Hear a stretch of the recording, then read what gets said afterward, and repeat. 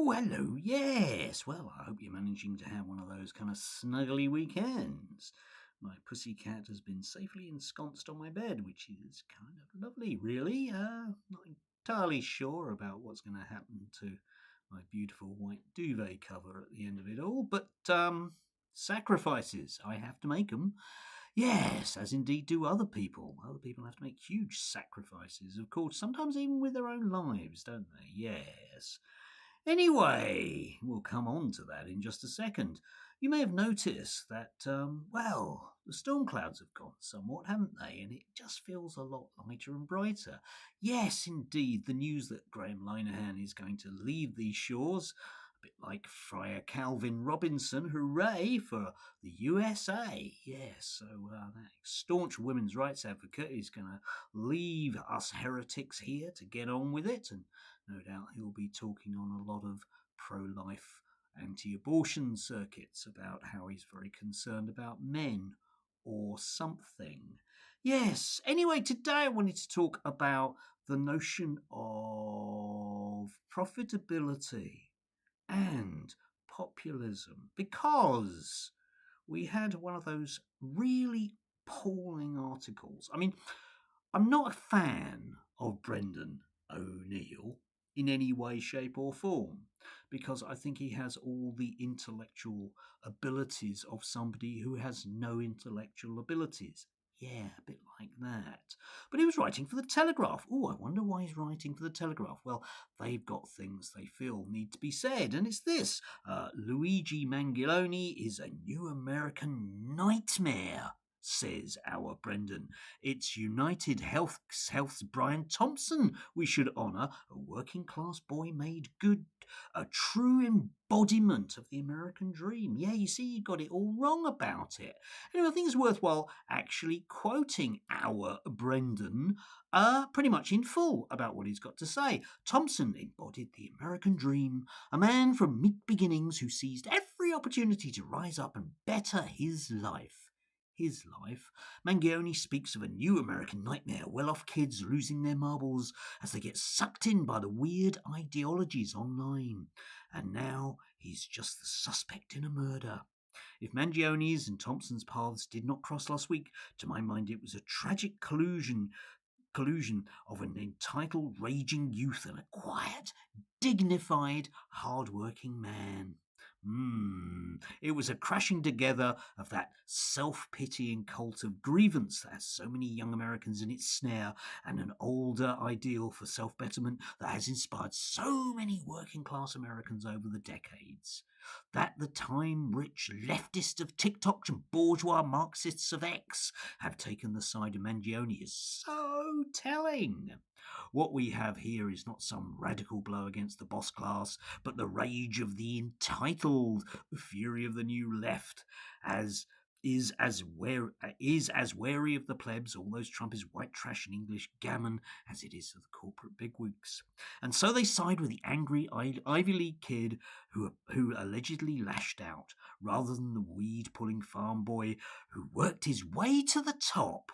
It's time for a vibe change. It is Brian Thompson's name we should remember. It's his photo we should share. No six-pack, just the friendly smile of a man who made the most of being born in the freest country in earth.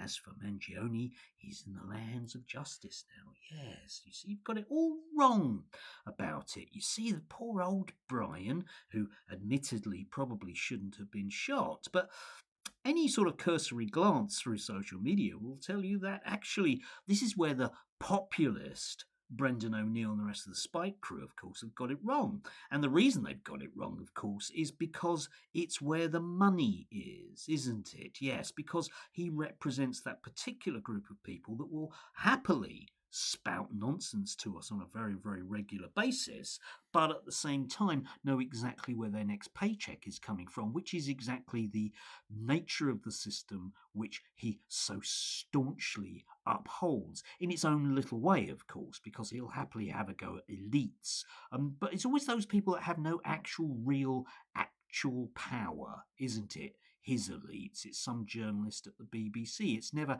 actually somebody who makes a living out of commodifying the death of others. There are lots of words that we might use for people like that. And of course, like others, he is caught squirming in a hard place because it's very, very hard to have a go at, all of those bad people that have been doing us down, even if they are brown or otherwise, when in fact people know from their everyday lived experiences that there is something exactly else going wrong, that it isn't actually that what we need is a much more unfettered version of capitalism to set us free, but actually the unfettered version of capitalism doesn't set us free, but rather commodifies us in the way that the Bryans of this world can make a buck out of our deaths because it's a lot easier than letting us live. And unfortunately for Brendan, and as others like Ben Shapiro have found out this weekend, it's not a good place to be. Interesting to see how many people on Ben Shapiro's own website dislike intensely what he's come out with. Why? Because we all know exactly how we're being done over. People fully understand the economics of that situation, and somehow you can't blame it in an Albanian in a hotel. Oh dear. Still, that's Brendan for you. Yeah, there are lots of words for people like him, but we used to call people like that class traitors. But even that is just way too polite for him. He's an apologist for the worst excesses of a very, very nasty capitalist system. Very, very nasty capitalist system, because he'll at least get some crumbs off the table and he'll try to persuade you that you should be happy with no crumbs at all. There are other commentators out there that happily tell you that the incoming Musk regime in America is going to provide great dividends, a bit like Argentina hasn't. I have noticed that the various apologists for Argentina at the moment are suggesting that actually perhaps maybe Milei didn't exactly do it exactly right, which is exactly the reason why things exactly seem to be exactly going wrong there. But, we'll just try with another country. Why not? After all, it's only the poor that will die. Yes, I'm sure they won't mind being yet more collateral damage for a failed economic system. After all, if they should rise up in some overt way, we can always just be rude to them. We can get the crew at Spiked to write how the persons that they killed somehow didn't really deserve it, even though they were part of a nasty regime that actually truncated people's lives, which is exactly the American healthcare system. Yeah, most expensive in the world, and you still die young. Just like capitalism itself. That's the way it works, isn't it? They will charge you a fortune for nothing if they can do. And that's exactly what the American healthcare system's all about. And Musk is going to come in and realise that the only savings that can be made are the pitifully few safety nets that are left. So I wonder how many nice obituaries will be written for him because of that evil person that decided that actually they were just vaguely upset about the notion of their lives being worthless, and perhaps felt that other people who are in a real position of powers, their lives were maybe not so valuable after all, even in the freest country in earth. Anyway, that's Brendan for you. Do have a gorgeous Sunday. Take care of yourselves, because these people really won't.